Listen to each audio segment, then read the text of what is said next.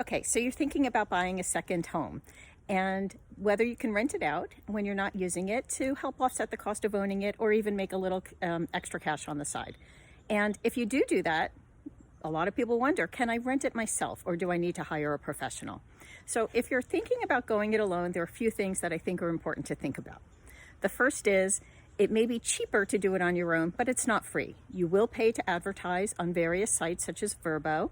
You'll have to do things like pay for your own photographer and other miscellaneous fees. So yes, it may be less expensive than hiring a pro, but it's not free. The second thing after money is time. Do you have time to actually follow up with your renters? Can you handle inquiries? Can you do the accounting and the paperwork? Are you available to respond to problems if they occur? So think about whether you have the time to devote to your property so that you get good reviews, which would lead to good income. And the third is, do you have reliable people on the ground?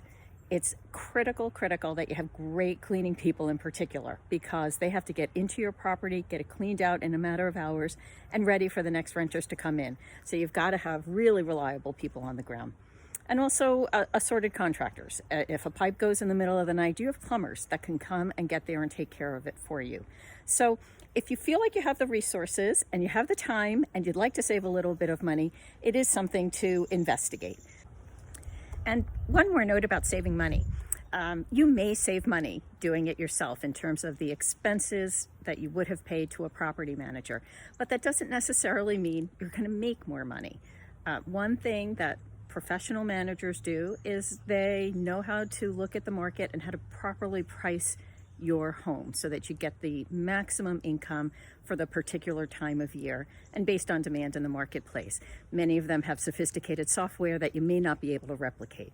So again, sometimes cheap is not always the most profitable, but keep that in mind. Some clients I know like to do it themselves because they feel like they can put a more personal touch on it, and they develop relationships with their renters, and they have repeat customers because of that relationship. So there are pros and cons. If you'd like to hear more, just shoot me a note. I do have a little checklist that I'm happy to send over if you'd like to take a look.